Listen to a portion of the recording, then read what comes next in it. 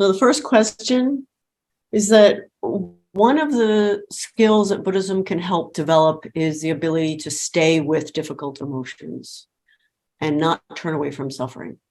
So from long-term activists to people who are just now opening their eyes to the environmental and climate crisis, this ability to be able to keep seeing, keep looking without turning away or wanting to change the channel is really key.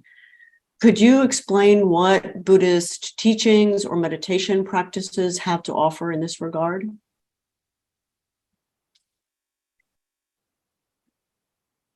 So, Buddhist teachings and practice begins with leaning in to challenge. And that theme within Buddhism dates back to the time of the Buddha, when the Buddha attained his enlightenment under the Bodhi tree. The story goes, he traveled from this place where he was meditating. He wandered to another district, very short distance away, to an area called Deer Park. And he was practicing there, and he hadn't spoken in a couple of weeks.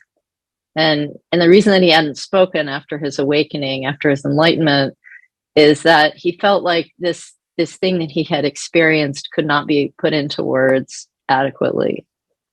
And how do you put into words an experience of being one with everything, being inseparable from everything? How do you put into words losing the sense of self? And so he was wandering around, and he went to this place called Deer Park, and he was practicing there, and 5 people showed up. They were his first 5 disciples, and he gave his first teaching to them. And the very first, so this teaching was called the teaching on the 4 Noble Truths. And the very first of those 4 truths was the truth of suffering, that this is something that everyone shares. If you're alive on this planet, in this world, you are going to experience suffering. And then the second truth was about the cause of suffering. The third truth was that there is a way out. There's a path out. There's a way to work with our suffering. And the fourth is the truth of the path, which means now here is the way out. So there is a way out. And then the fourth truth was here's the way out. So a path or a curriculum. But why I'm bringing this up in the context of your question is that from the very beginning of this tradition's roots, the problem of suffering as the main issue of spiritual life, like why are we practicing? Why are we spending time watching ourselves, watching our minds? Why are we spending time meditating? It has to do with learning to be with and learning to metabolize our pain, which is an inevitable part of being human. And when you think about it, right, someone who's practicing on a spiritual path like the Buddha, he could have had many things that he was concerned about.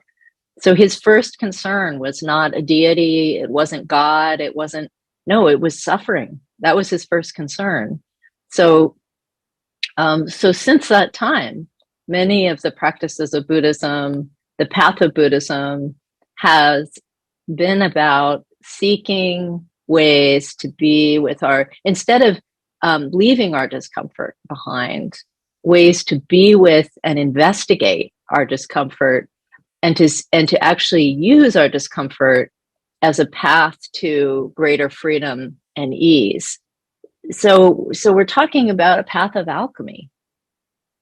And this really is a time, in this difficult time with the kinds of challenges that we're facing, that we need alchemical practices to help us not transcend the suffering, but metabolize the suffering into something more productive.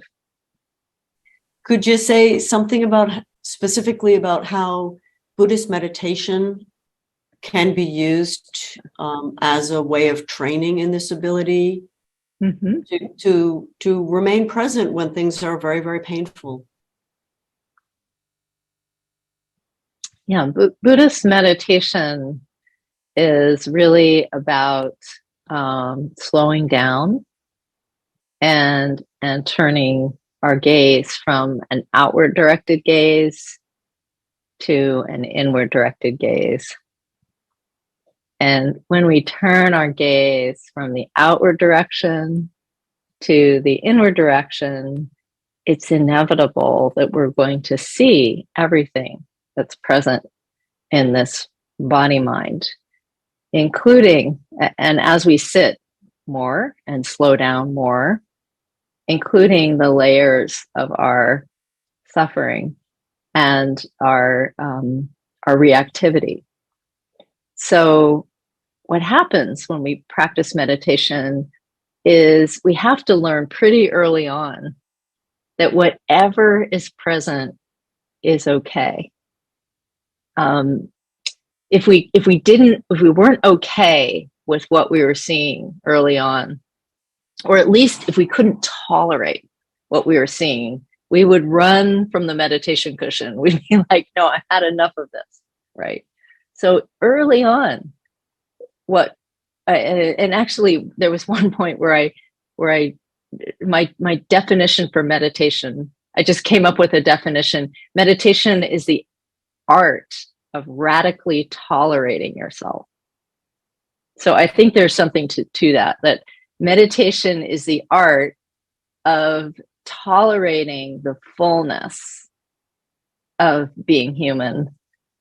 And so to get to your point, Damsha, meditation is making space so that we can see everything and be okay with seeing everything. We may not be okay with what we see like part of us might not like what we see, but our practice is to shift slowly to a non-judgmental awareness that can hold all of it.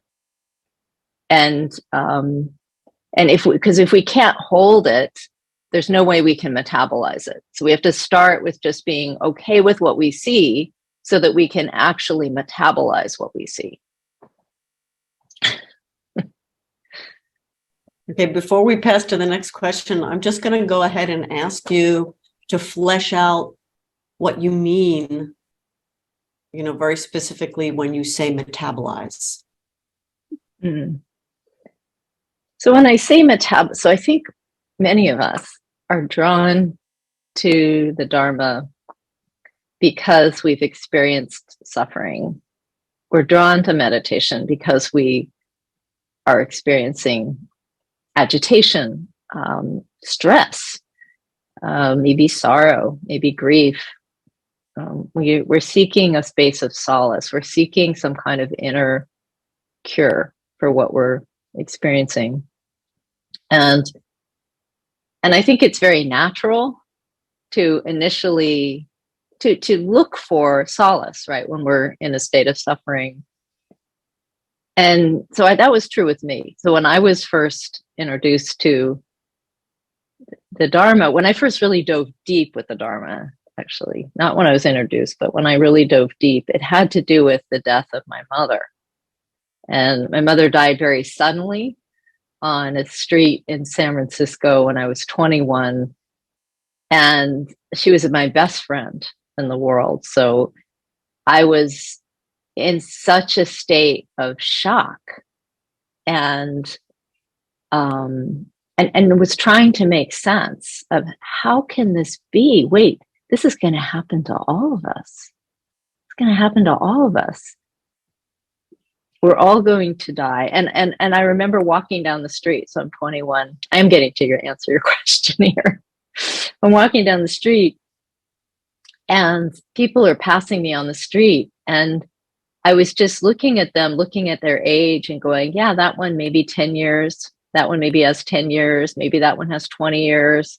Maybe that one will die next month. Who knows? And just instead of seeing people as people walking by, I was in a world of walking corpses. And I was experiencing myself that way. I'm a walking corpse. It's just a matter of time. I'm a ticking time bomb. We're all going to die. And how do I deal with that? Right? A young mind, 20, 21-year-old mind.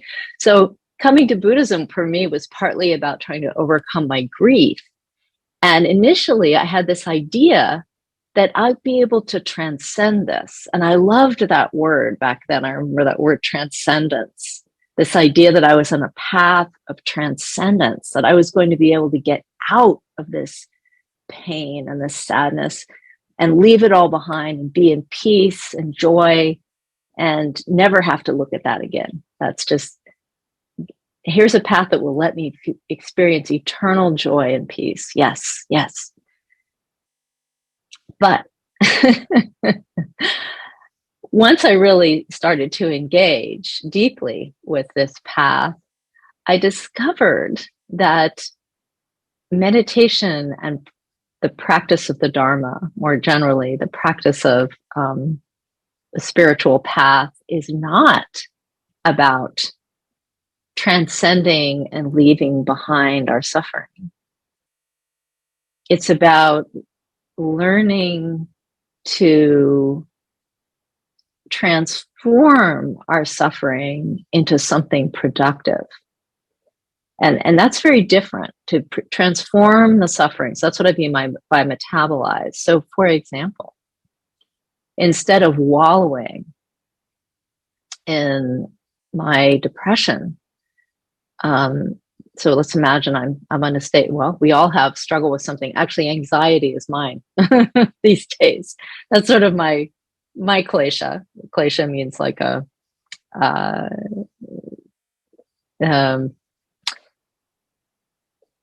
emotional tendency, put it that way. So I would say I'm on the anxious spectrum a little bit. And so when that anxiety arises, right, I could choose meditation as an island away from the anxiety. Oh, just kind of turn to that meditation cushion. Oh, now I can experience the peace, right? Or I can recognize that this anxiety is actually what connects me to other beings who are experiencing the same thing. And if I see that anxiety as a doorway into realizing, oh, this person experiences anxiety, and this person experiences anxiety, and this animal experiences anxiety. Oh, all sentient beings experience anxiety. As I began to reflect on that, what was a very contracted state, me and my anxiety, becomes an expanded state of empathy, right? I'm starting to think about, oh, now I know how these others feel. So that's an example of an alchemical process that we go through in the practice of meditation, practices like Tonglen, which is a practice of compassion. What we're really doing is not escaping the suffering. We're transforming that suffering. We're recognizing it as a portal into compassion and a heart-opening place. And once we're in that heart-opening place, suddenly, oh, I'm not suffering so much. I mean, maybe it's still there. The anxiety is still like in the background, but there's so much connection and joy found in the empathy. So that's an example of what I mean by alchemy and metabolizing. I'm going to suggest that Rosie, maybe you ask your question. Rosie's going to ask in Spanish and I'll translate for her. Hola, hola. Tu doctorado versó sobre el tema del cuerpo en los textos budistas tibetanos o de Vajrayana, y ha estado explorando y desarrollando una visión de la vida espiritual que no rechaza el cuerpo, sino que se siente plenamente cómodo en él. ¿Cómo ves esta reorientación del budismo para incluir y centrar la experiencia corporal en relación con su enfoque en las crisis climáticas y ambientales. Y te preguntaría también, como mujeres, ¿qué tanto nos ayuda en este proceso de entender la crisis ambiental y actuar, el considerar que nuestro cuerpo de mujeres está atravesado por un similar o mismo sistema de opresión que la naturaleza? Tanto la naturaleza como nuestro cuerpo de mujeres han sido objetivados. ¿Cómo irse sintiendo cómodas con nuestro cuerpo e irnos desprendiendo de esta objetivación al mismo tiempo que con la naturaleza? Rosa, thank you so much for that question. It's a profound question and so well articulated. The body is, when we say a word like body, we may think we are all talking about the same thing. But body, body is a label, like other words, and there there are the ideas that we have about the body, these definitions that we have about the body, and then there's actually our experience of the body, and these two are very different things. So when it comes to our ideas about the body, just like any other conceptual frameworks, the ideas are very dualistic. They may have judgment mixed into them. So emotional judgment, I don't like my body, I like my body, or I like this part, I don't like that part. Or we compare our body to other bodies, especially those bodies that are uplifted by our culture, which is a patriarchal culture. And somehow our bodies fall short of these, young women with their perfect skin. It's very oppressive, that whole, we could say the body of the media, right? The body of media expression is very limited and not very realistic. But anyway, that's the conceptual body. There's another body that we don't talk about so much, but that is very central to the practice of meditation. And this is a kind of a body within the body. Like, here's the conceptual body, but there's this other hidden body. And the hidden body is the body of this present moment as you're feeling it and experiencing it. The body of this present moment, the body of experience, is very fresh, has nothing to do with how we look to an outside observer, has everything to do with how we feel in the present moment. And when we contact that body, which I call in the book my book, The Wakeful Body, I call it the body of experience. When we contact the body of experience, which the tradition of Buddhism calls the subtle body, I would say, that's really what we're contacting, the body of feeling. When we contact the body of experience, and there's layers to that body, we discover that we are this living, breathing, interdependent entity, and we don't end with the skin. You know, we think the body is just this lump that ends with the skin, but actually our body is, we couldn't be alive at this moment without everything that's around us supporting us. We are actually part of a mandala innately. A mandala means something like a web of life, right? A web of sacred being. We are part of a web of sacred being. And we, when we come into the body as the feeling body, we just notice that. We notice that, oh, and we notice that we're an animal. I'm an animal. I'm not just, I mean, I'm an animal in the sense of a living, breathing, organic entity that will one day pass away and dissolve, at least the physical part, right? Dissolve back into the earth. When we come into the body, we notice its limitations too. And we notice its earthiness, its groundedness.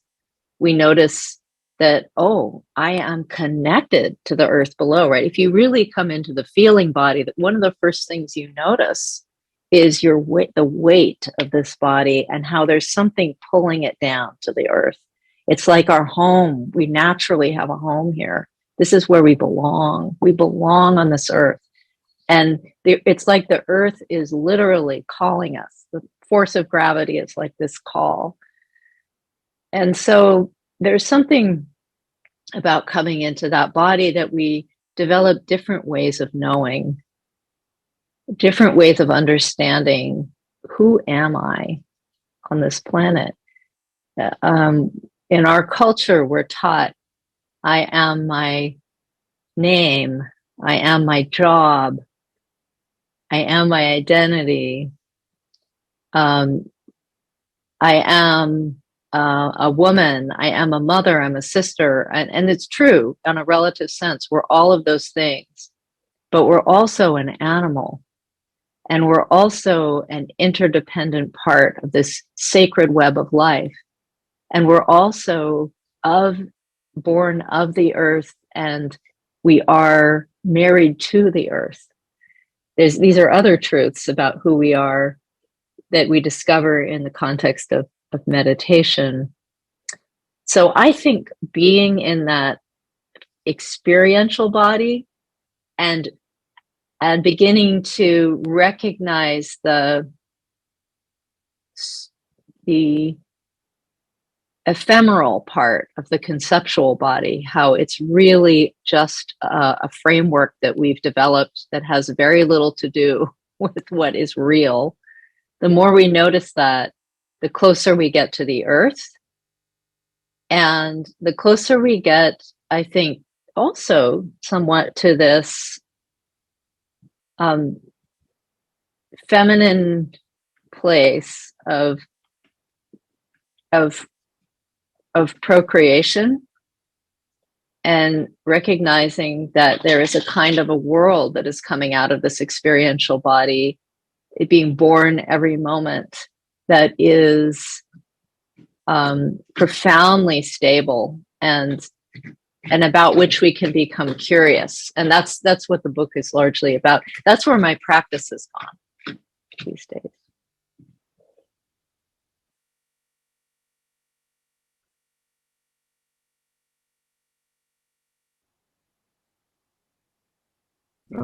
Muchas gracias. Thank you, Rosa.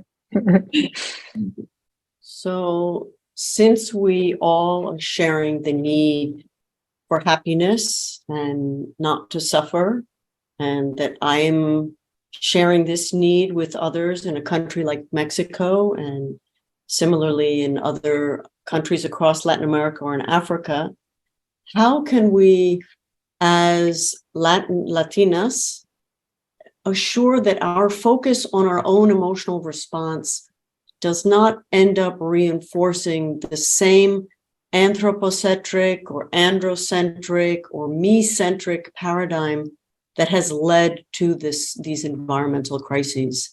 How can we care for our own emotional needs and also remain energized to engage actively in climate and other issues that are important to us? I think one of the most important ways to start down that road to respond to the climate crisis instead of react to the climate crisis is to notice the difference between those two things first. Reactivity versus responsiveness. What this time needs is responsive bodhisattvas. I mean, responsive action. Reactive action is a replay of what has gotten us here in the first place. So how to respond instead of react, that begins with how we are internally with this issue, how we approach the issue of climate change. Are we approaching it, or are we reacting to what we hear and we see with desperation, despair, anger? Or are we working with those? Yes, we are. No matter who we are, there's no way that in the face of harm, we're not going to be feeling these feelings. I want to say that first. Our despair is natural. It's a natural response to suffering. Our anger is natural. It's like the anger of a mother whose child is being hurt, right? Or a child whose mother, right, or Mother Earth is being hurt. If you're a meditator, it can feel like your own body is being hurt, because we're in a practice of realizing the non-duality of self and world, right? That's the practice of meditation. So of course we're going to be feeling feelings.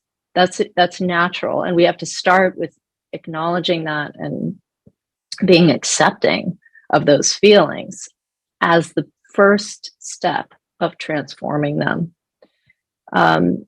But we can go further than just accepting the feelings and being present to the feelings, to metabolizing them. And metabolizing can mean using those feelings as a doorway to empathy, empathizing with the feelings of others, your immediate neighbors who are feeling the same thing, your immediate friends who are feeling the same thing. But you can go further than that and begin to see that these emotions are actually one side of a two-sided mirror. On the one side is the emotion, and on the other side is clarity and even wisdom.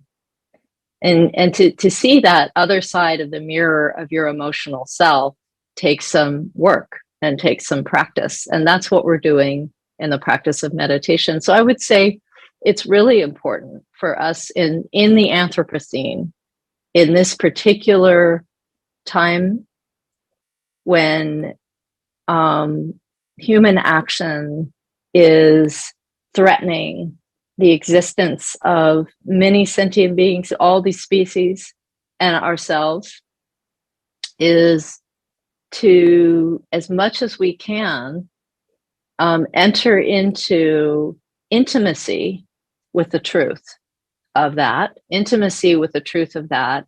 and recognizing that the response that we're getting to ultimately is a love response, a loving response, and to focus on not so much on our anger, or not to indulge our anger and our despair, but to instead strengthen our love, our compassion, and our curiosity about how can I help, which is what a bodhisattva asks. How can I help? What can I do in my community to bring this issue to light, maybe to help people lean in, help people feel safe to hold it. And the way that begins is you need to feel safe to hold it. So we have to start there. We have to start with creating a good holding environment for the issue of the climate crisis. And I'll add to that, not alone. This is not something that we want to do alone. This is something that we need to do in community. And just looking here at the screen, I see a community, and you have the community. And you're so fortunate, right, to have that already.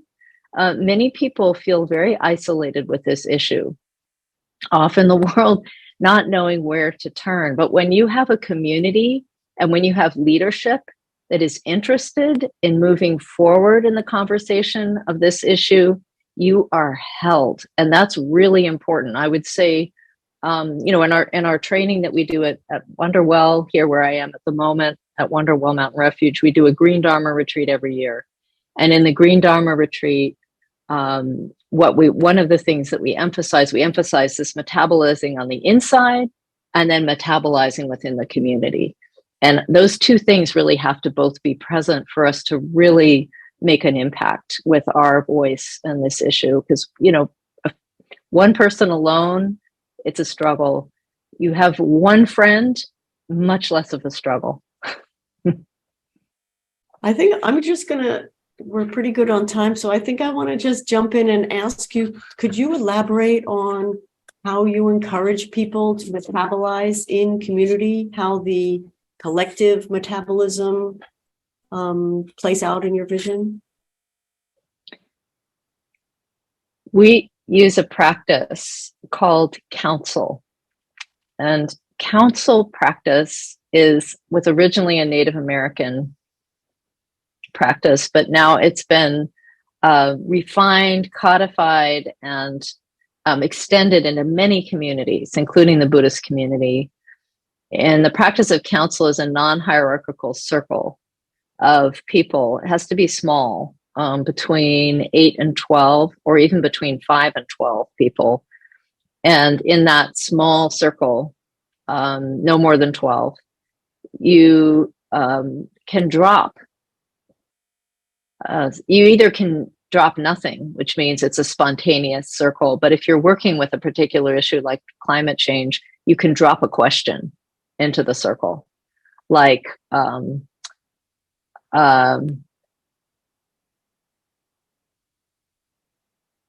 what is needed now?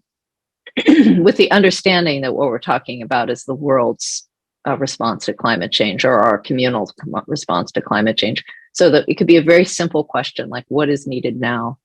And then you pass a talking stick, like this. Well, this is a little big, but something smaller than this, but something that can be held in your hand, and you pass it around the circle, and whoever's holding the talking stick has the privilege to speak, and everyone else, their only act is just the act of deep listening.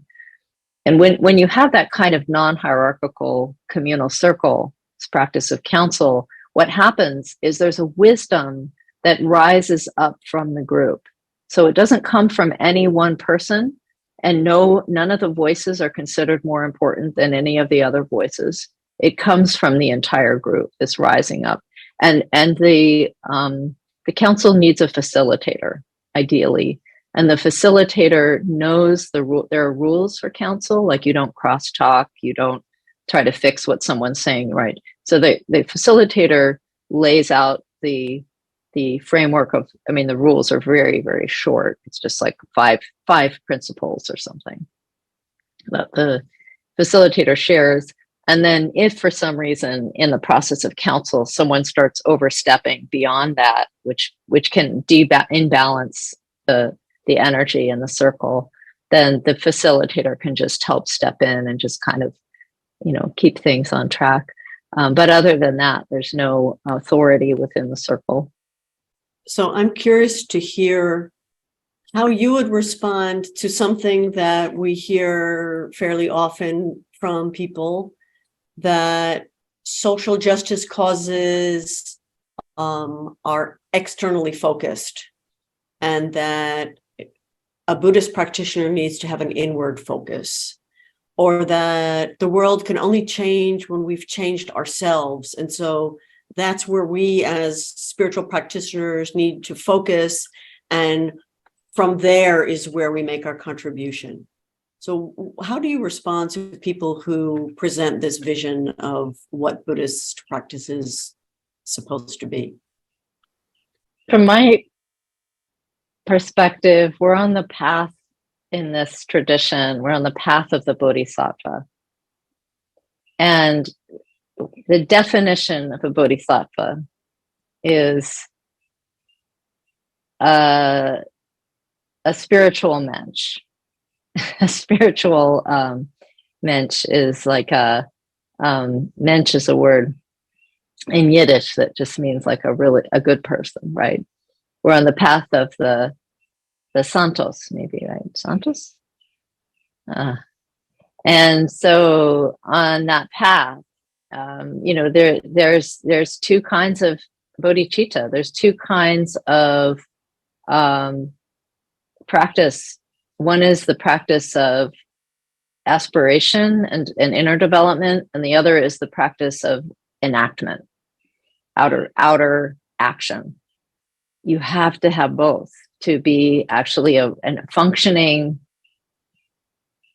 on the path of becoming a spiritual being, which means those two things need to be in balance. There needs to be contemplative side of our spiritual life, and there has to be the action side of our spiritual life. If we neglect either one, we're imbalanced. So just like Tara, there's a deity, female deity Tara, one of her legs is drawn up in the posture of meditative equipoise, and the other leg is stepping down into the world, right? The other leg is ready to act on behalf of others. So my response would be that's not very Buddhist, actually. I mean, it's that our activism is a part of being on the path. And so it's not a separate thing. Social justice is not a separate thing. It's a part of or eco-justice. It's a natural response to the suffering of the world, to the harm happening in the world, and to the suffering of the world. The Bodhisattva is the one who listens to that suffering and who is drawn into it and drawn towards it, and who takes steps to alleviate it. So that's my thought on that. We are in this path of Bodhisattva path, and I know you wrote an earth-centered version of the 4 vows, and I would like to know, how do you use these vows in your own practice, and what has it opened up in, and what has it allowed you to sustain? So the vows, the Eco-Sattva vow overall is a vow to not turn away from what is difficult to see and be near, and to not turn away from the suffering of the earth. And, we sometimes think of vow, this word vow, as having to do with restraint and refraining from something. But vow is also about intention. And for me, what that Bodhisattva vow, Eco-Sattva vow, is pointing to is the importance of the intention to do what seems impossible to do, to be a part of something that is so big that it's hard for our conceptual mind even to hold on to it. And climate change is that big. We're talking about a shift in our entire planet. It's almost inconceivable. And the idea that for the next foreseeable future, certainly our lifetime, but not just our lifetime, for generations to come, beings are going to be experiencing the impact of what we have done and not done now. That is very challenging to hold. And so what the Ikosattva vow is saying is, I will hold it anyway. And I'm going to vow to be on the side of history that looks at that harm and wants to do something about it and does something about it. So that is the essence of that vow. So one of the interesting things about that vow, which really comes out of the Zen tradition, we could read it or maybe put it in the chat, or maybe it could be put, a link to it we could put for this video, is that it's kind of a vow to do what seems impossible. And there's something very, and that is what a bodhisattva does, actually. The bodhisattva, right? We're vowing to be of benefit to all sentient beings. That's inconceivable. How can we help every sentient being? And yet we vow anyway. And the impulse is, I won't turn away from anyone. I won't turn away from anything. I'm curious and open, and I want to hold it. That's the impulse of that vow, the bodhisattva vow. I don't want to be apart from the suffering of the world. I want to be intimate with it. And so the same thing with the Ikosattva vow is just a reframing of that for this particular issue. Yeah. Thank you for the question. So Willa, you are one of the earliest and most consistent Buddhist teachers to place and keep environmental issues at the center of spiritual practice. I appreciate that so much, and I want to thank you on behalf of all sentient beings and all practitioners. And it's been so important for us to have teachers who are committed to that, to keep us motivated around this issue. And who knows when we'll be able to say that we have been able to benefit all beings. And I wonder, maybe I could just, if you could share some reflections on what we should not forget or overlook. What are the key points that we should have in mind in order to keep active our concern for the planet as part of our Buddhist practice, as Buddhists? I think we should keep in mind, that's such a great, thank you, Livia, for the encouragement and for the question.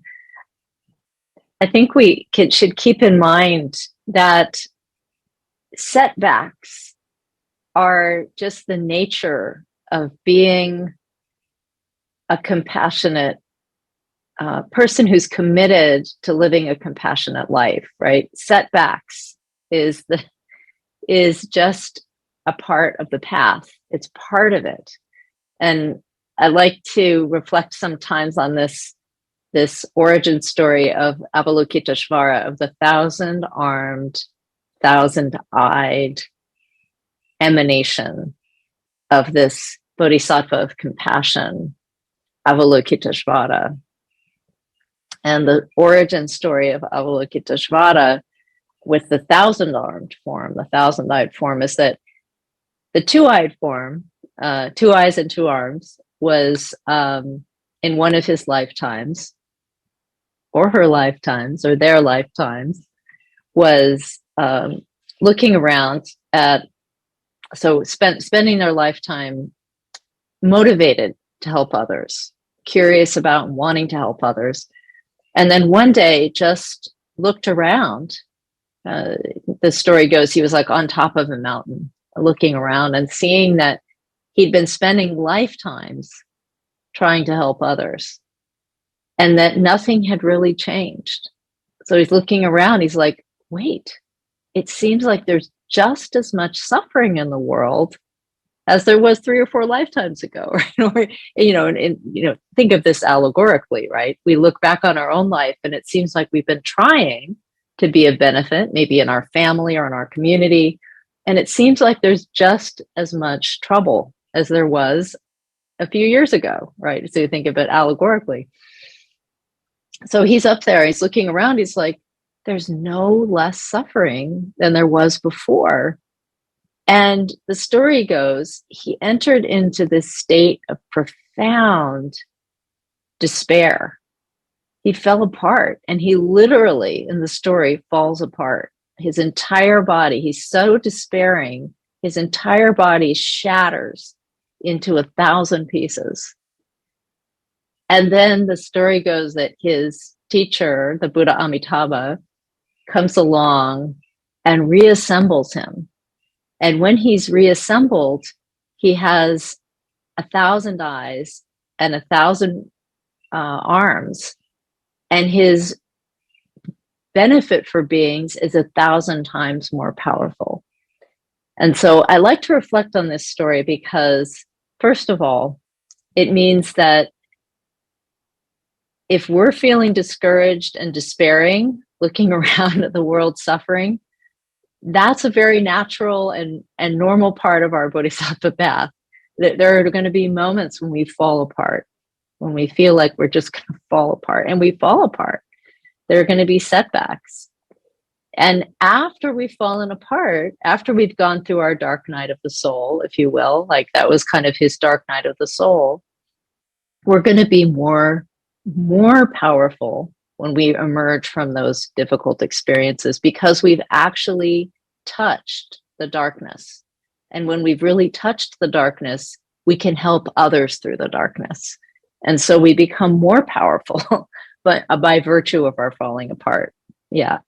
So I just like to reflect on that. And I think for me, that story is about normalizing despair and normalizing our setbacks. If we're on a path where we aspire to be of help, our heart is going to be broken, and it's going to be broken again and again. And that's a normal part of our experience of being human and our experience of being on a path of helping others. So maybe that's my thought to keep in mind. I want to ask one last question, unless anyone else has other things that come to mind while I'm talking. What adjustments have you made in your practice and your transmission of the Dharma to ensure that it's more fully earth-based? What's changed for you in your practice or in the way you present or connect to the Dharma? I would say that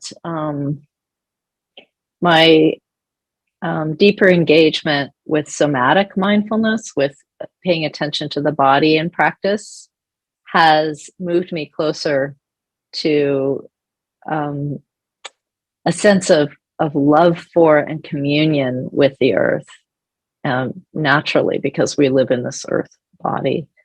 And that how my practice has changed is I'm doing more intentional practicing outdoors, practicing with my eyes open, doing sky gazing practices of communing with the sounds and the appearance and the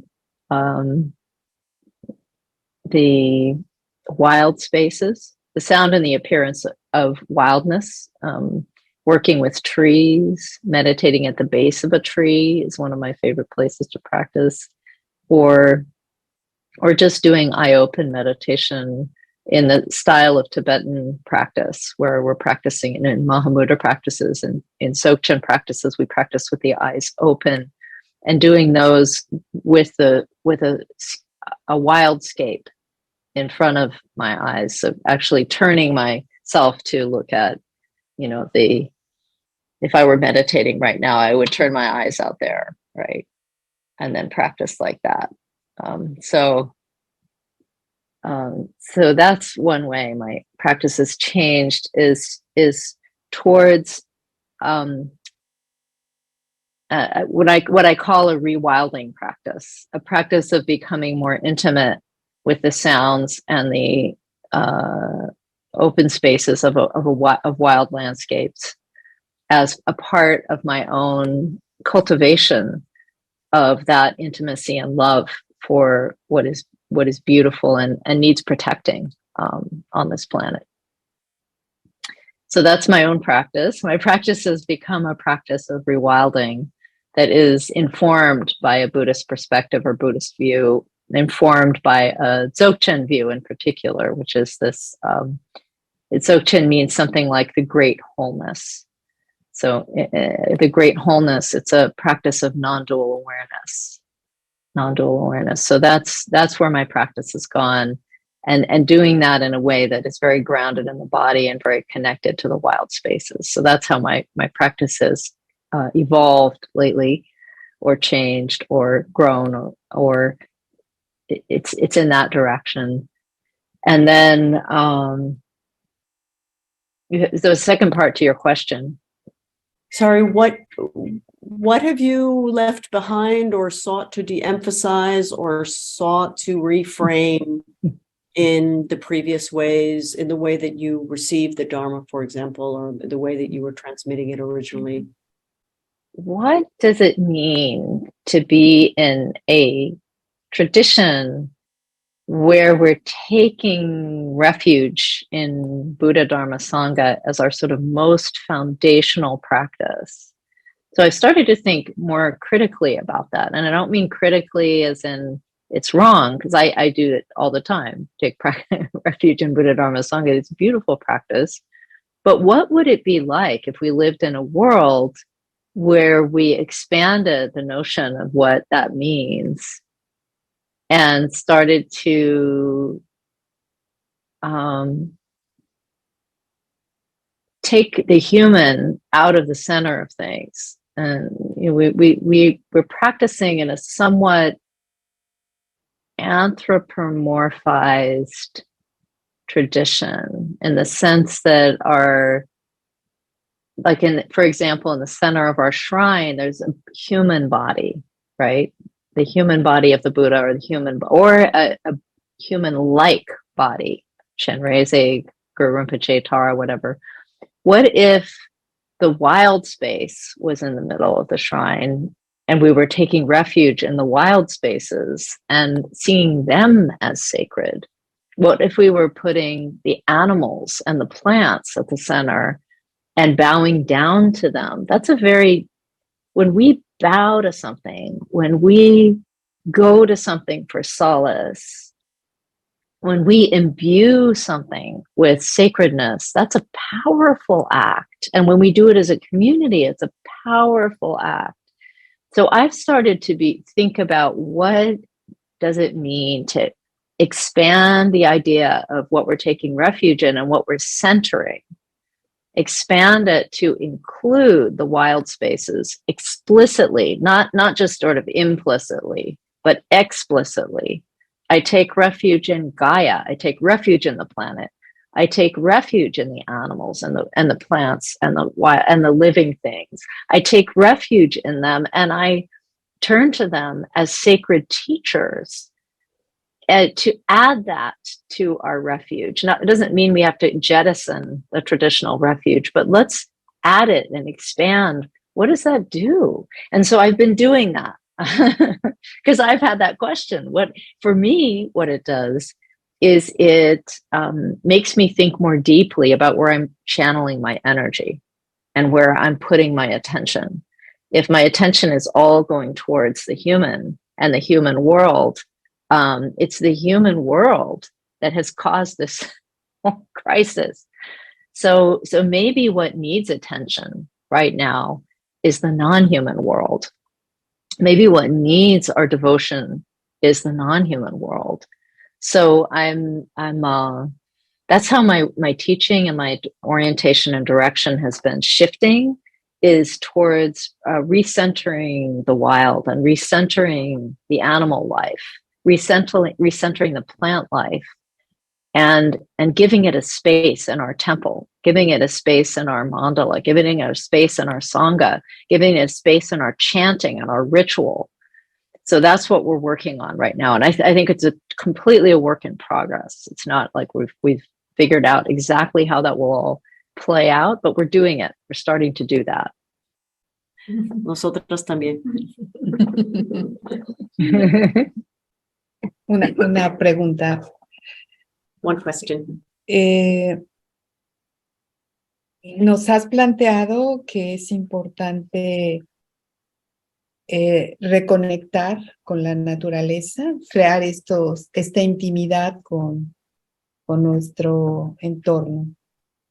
Y has puesto como ejemplo este hermoso paisaje, un bosque, puede ser una montaña, un río, pero me preguntaba cómo construir, cómo inspirarse para construir esta intimidad cuando tu entorno está deteriorado, cuando lo que observas es un río contaminado, árboles talados. ¿Qué es lo que podríamos poner como, en qué nos podemos concentrar o mirar para que podamos construir esa intimidad? Que la naturaleza vuelva a ser el centro de devoción, pero esta naturaleza que observamos está dañada. Well, we need to find the wildness where it is in the midst of the devastation. It's like we need to look for the life and the resilience in the midst of the devastation and nurture that, our relationship with that, and to try to connect to that. And it will bring up our sadness, and it will bring up our depression, just like being near, someone who is suffering from a disease is challenging for us. We see our own mortality in that. But recognizing that being near the resilience, being near the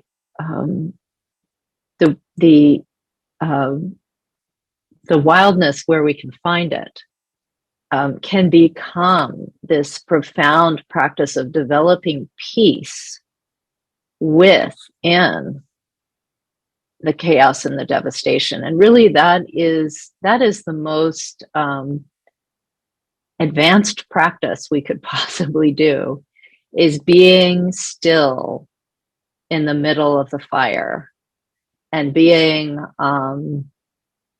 clear-eyed and wakeful and open-hearted in the presence of that combination of suffering and resilience, right?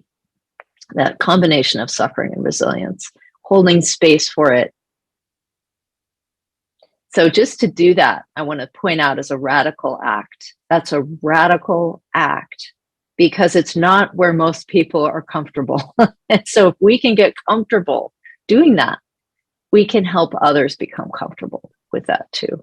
And there is something about community that really helps with that we can lean on others when we get discouraged, when we start to despair, that we have others, kind of like Amitabha was a strong force for Avalokiteshvara when Avalokiteshvara fell apart. So turning to our friends to lean on their shoulder, and to, when we're in more despairing place, developing those friendships and those close connections so that we can be uplifted by those around us. And then we'll do the same for them. Just saying, this has just been kind of extraordinary. They've just arrived, and this is our first activity around Eco-Dharma, and it's just the most inspiring moment for me, and welcome. And also quite a relief to hear how much synchronicity there is, and knowing that you're on a path that you've started out on much earlier. So we get to learn from your experiences, and your wisdom is really very, very encouraging and beautiful. Well, I'm very inspired by your community too, Adamcha, and everything that all of you are doing to come together around this issue. Every small group makes such a big impact, more than you know. Again, in the beginning, it's just going to be you're having conversations and you're developing some eco-dharma awareness, and you're going through your own training. But that has, just like ripples in a pond, because it's so timely, it will rub off on the people around you as you even share what you're doing with others. It's like a permission you are already creating space that says this can be done. We don't know it could be done until we start doing it. And then others are like, oh, I could do this too. And then it's contagious. So thank you for your work and for what you're doing. I'm so inspired. I forgot to mention that Libya is the one who's sustaining, principally, she's leading the team that sustains our Eco-Sattva meetings. So these monthly meetings, which, we were in retreat for 3 months and we're kind of unsure, okay, maybe some of the energy might, drop down when, we're not present. And they never had fewer than 50 people joining for the monthly meetings. They're still they're developing the ideas and what they want to do with that space and holding that space. And that's something that we're still kind of all trying to figure out, what it's going to be and what we want it to be. But it's already something very, very powerful and important in our community.